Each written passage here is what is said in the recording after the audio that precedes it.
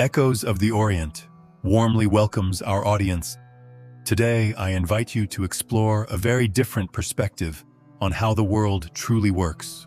A world where the most successful people aren't necessarily the hardest workers, nor the smartest, but those who deeply understand human nature and know how to design systems that others willingly participate in. Have you ever wondered, why do some people work hard their entire lives yet remain poor, while others barely lift a finger, but money still flows steadily into their accounts? Or why your handmade bread is incredibly delicious, your customer service is heartfelt, yet sales remain low, while some average bakery chains seem to pop up everywhere? The answer isn't in product quality, it's not luck either.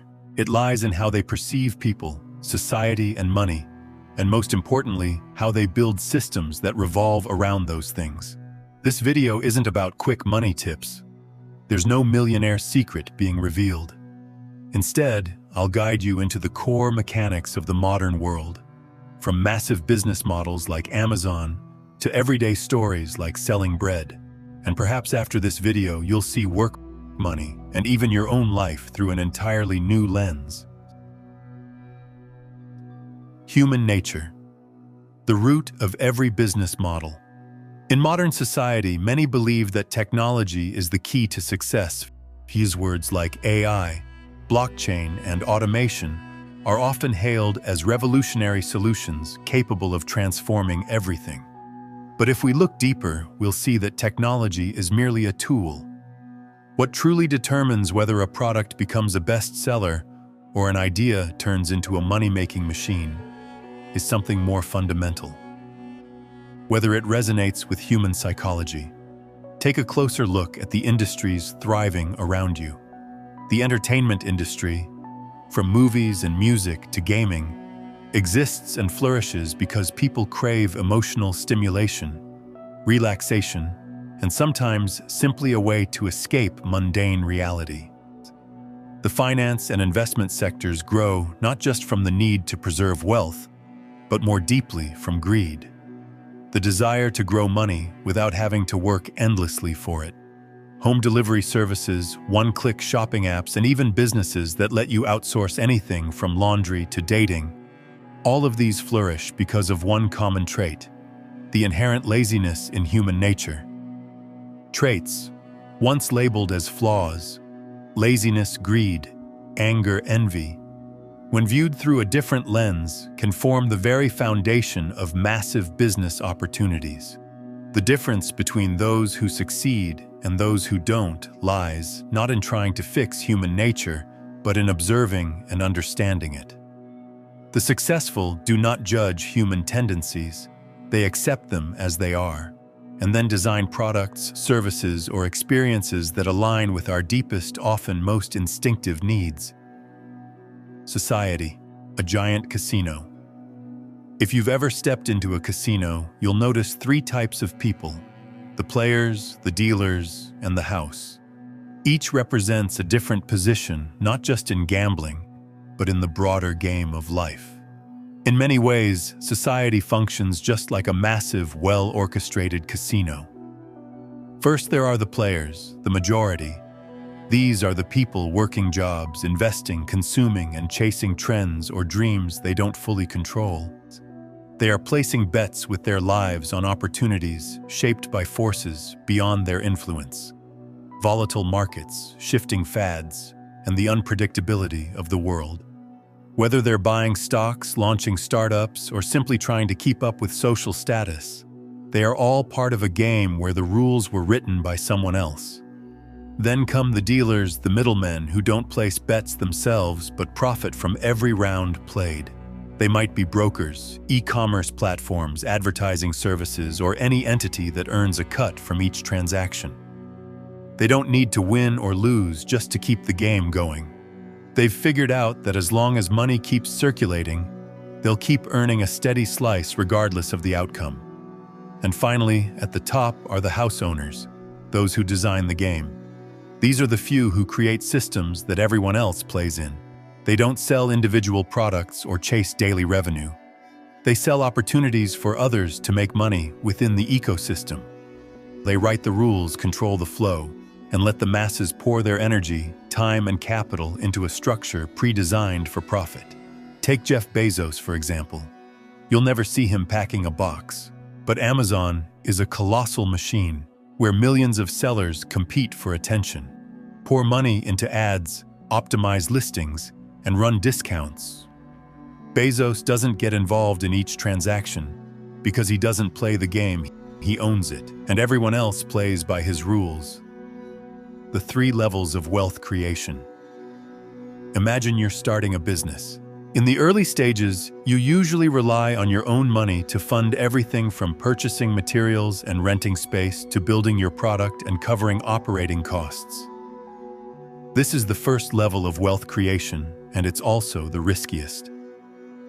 If things go wrong, you don't just lose time and effort. You could lose everything financially.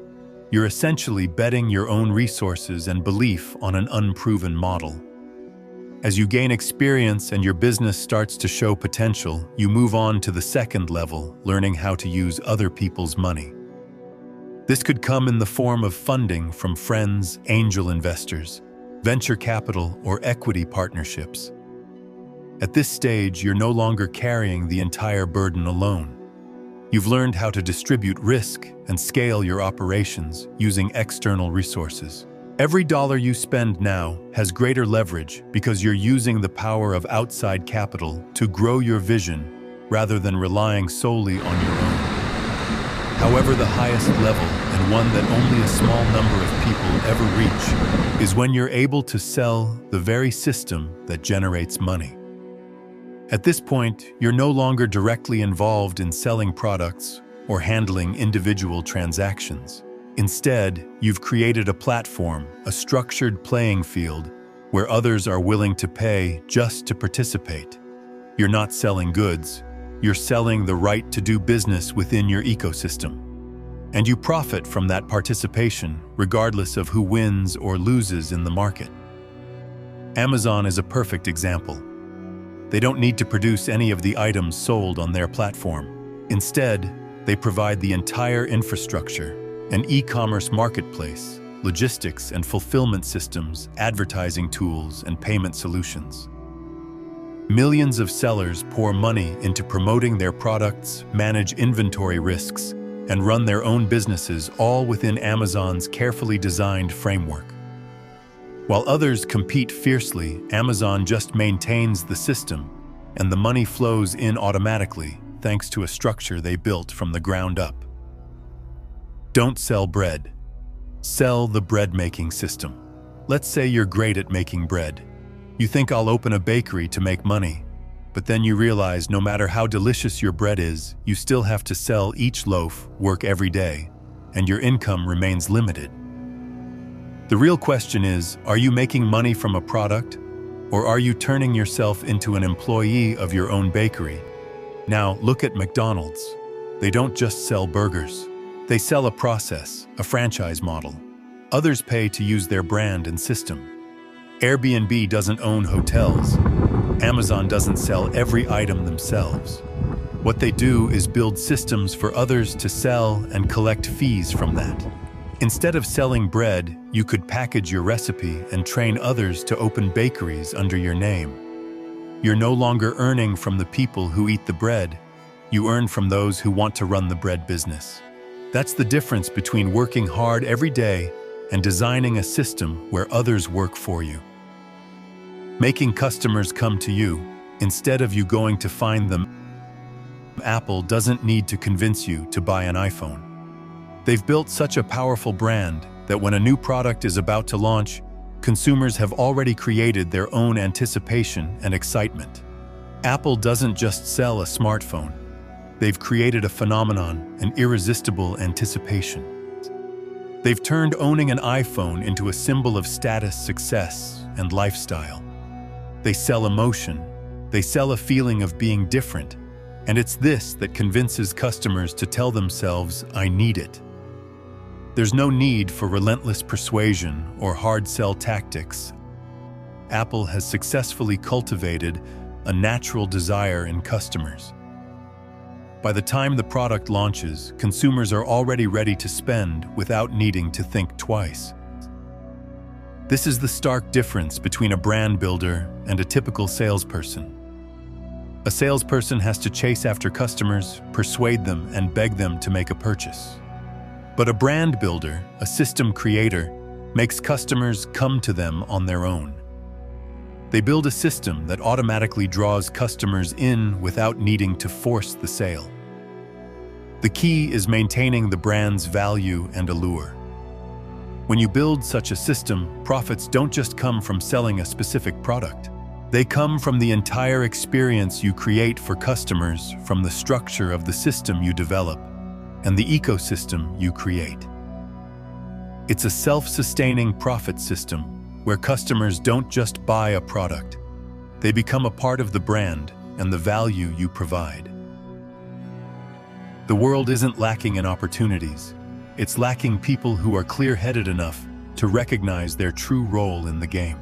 You can be the one selling the product, the one serving customers, or the one designing the system that makes the whole market run for you. Don't just think about how to work harder. Think about how to build your own casino, whether it's in business, content creation, or any other field. The winner isn't the one who works the most, but the one who sets the rules. Echoes of the Orient, thanks you for staying with us until the end of this video.